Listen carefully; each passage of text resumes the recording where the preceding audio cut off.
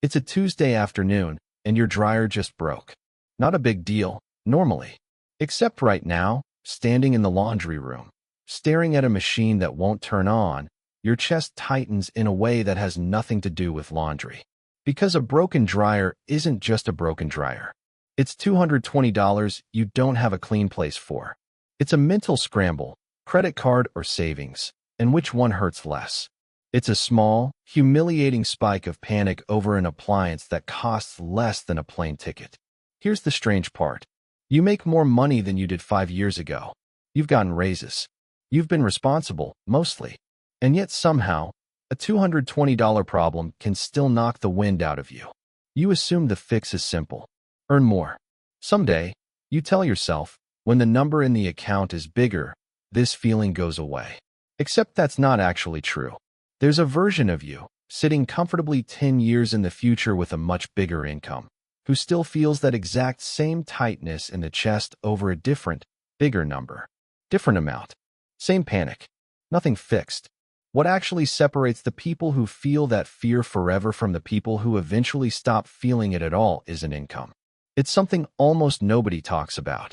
A hidden architecture underneath money that shapes your entire daily reality, your stress, your freedom, even how you spend an ordinary Wednesday.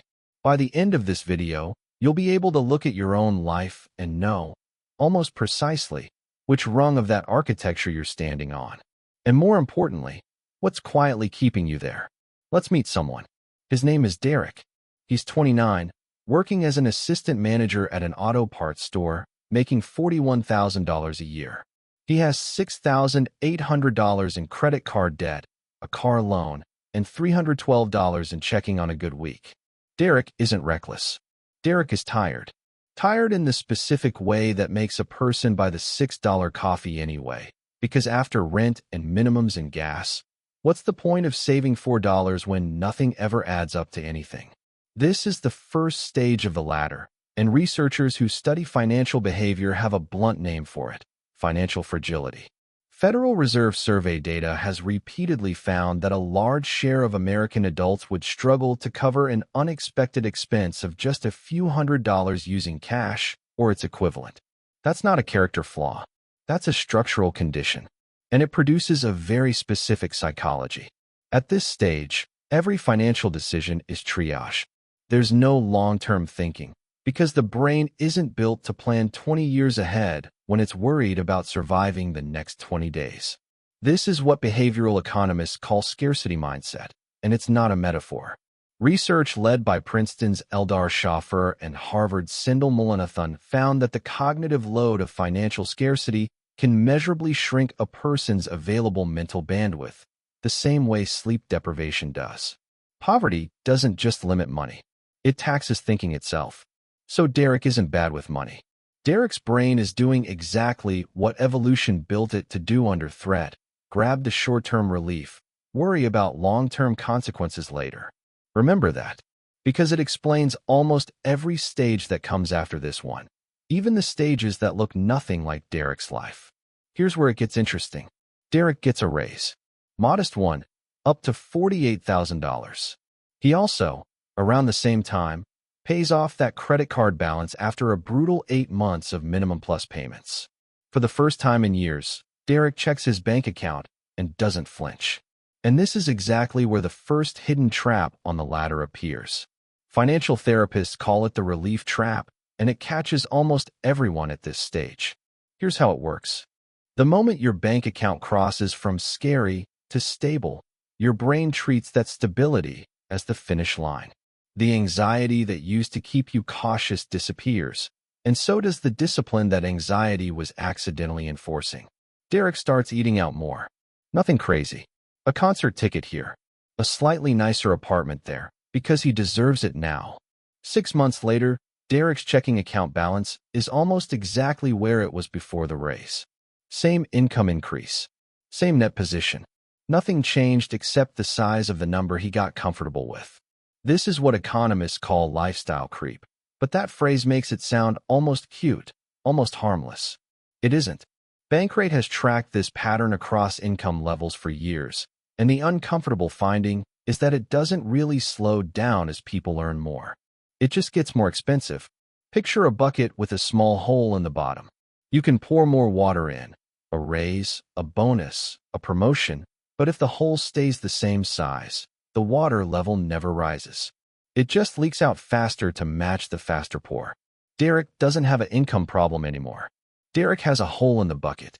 And almost nobody teaches you to look for the hole. They just tell you to pour more water. Fast forward 2 years. Derek is 31 now, making $56,000 after another promotion.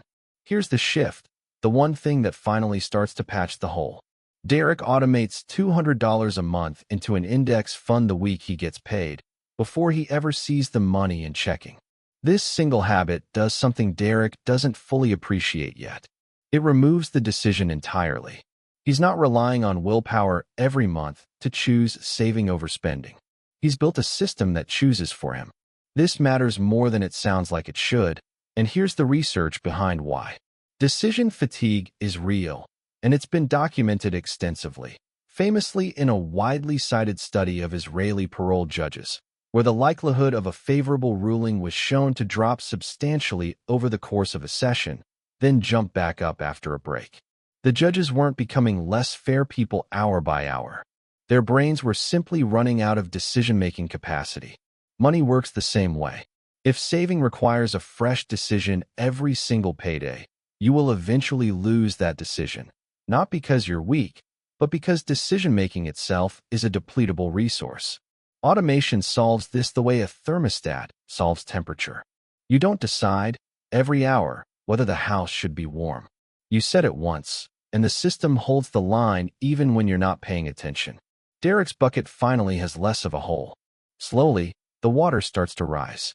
But we'll come back to Derek, because the latter has a stage most people assume is the safe one, and it's actually one of the most dangerous. Let's meet someone else for a moment. Her name is Priya. She's 38, an attorney, making $190,000 a year. On paper, Priya has made it. A nice condo. A car with a monthly payment that would make Derek's eyes widen. Private school tuition for her daughter starting next fall. Priya also has almost nothing saved beyond her 401k. This is the stage researchers and financial planners increasingly refer to as golden handcuffs, and the data on it is honestly unsettling. Multiple surveys, including analysis from Bankrate and LendingTree in recent years, have found that a striking share of six-figure earners in the U.S. report living paycheck to paycheck. Not because they can't afford their lives, because they built lives precisely sized to consume every dollar they earn. Here's the psychological trap underneath it. It's called anchoring, combined with social comparison. Priya's sense of normal isn't calibrated to her own goals. It's calibrated to the other partners at her firm, the other parents at her daughter's school, the vacations she sees on Instagram from college friends who look like they're doing even better. Every raise Priya gets doesn't become freedom. It becomes a slightly higher baseline of normal, instantly absorbed, instantly invisible. This is mental accounting at its cruelest. Priya doesn't feel rich, even though by almost any national measure, she is. Because her nervous system isn't comparing her to the national median. It's comparing her to the person one rung above her. And there's always a person one rung above. This becomes incredibly important later, so hold on to it. The ladder doesn't end when your income gets big. For a lot of people, the ladder doesn't end until they stop climbing it emotionally, until they consciously decide what enough means instead of letting the environment decide for them. Here's the discovery that changes everything, and it's the one almost nobody expects. The people who eventually reach real financial autonomy, the ones who cross into a category researchers sometimes call financially independent, where their assets could sustain their lifestyle without continued active income, rarely look like Priya. They usually look boring. Fidelity has published data for years on the habits of the millionaires inside their own retirement accounts, and the composite picture isn't glamorous. It's people who invested consistently, avoided panic selling during downturns, and left the money alone for a very long time. This pattern is held broadly across market cycles. Steady, unglamorous contribution habits tend to outperform attempts to time the market or chase high-flying investments. Think of two engines. One is loud. It revs, it roars, it draws attention every time it accelerates.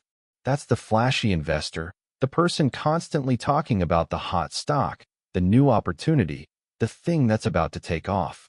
The other engine is quiet. It runs at a steady, almost invisible pace for years without drama. The quiet engine wins almost every time. Not because it's more powerful in any given moment, because it doesn't waste energy stalling, restarting, and stalling again. It just keeps turning. This is the piece of the ladder most people skip past looking for something more exciting. Real wealth is rarely built through a dramatic decision. It's built through hundreds of small, boring, repeated ones, compounding quietly in the background of an ordinary life. Let's return to Derek one final time. He's 45 now. The automated $200 a month became $600 a month as his income grew, because he built a rule for himself years ago. Half of every raise goes to investments before it ever touches his lifestyle. The other half, he actually gets to enjoy, guilt-free, because the system already protected his future first. His portfolio has crossed $310,000. It's not a dramatic number. There's no yacht in this story. But something has fundamentally shifted in how Derek experiences an ordinary Wednesday. Last month, his transmission needed a $1,400 repair. Derek paid it, transferred the money, and went back to watching television. No spiral. Number 2 a.m. phone checking. No chest tightness. That's the actual finish line almost nobody describes accurately. It was never about a specific number on a screen. It was about the gap closing between something breaks and I handle it and move on with my day.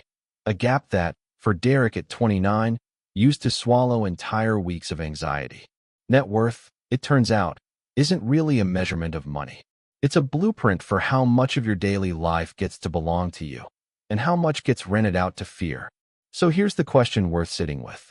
Somewhere on this ladder, right now, is you.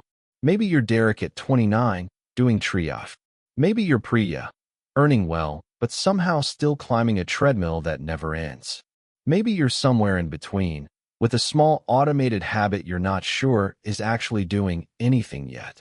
Ask yourself honestly, is there a hole in your bucket right now that a bigger paycheck would just pour through faster? You don't need to fix your entire financial life tonight. You need one small, boring, automatic decision, the kind nobody will ever post about, set up before you go to bed. The quiet engine doesn't need you to be impressive. It just needs you to keep it running. Comment below which stage of the ladder you're on. Derek, Priya, or somewhere in between. Like this video so YouTube can push it to more people, and subscribe to Weston Wealth. Every week we dig into the real, unglamorous mechanics behind financial freedom. No hype, no hot stocks, just what actually works. I will see you in the next video.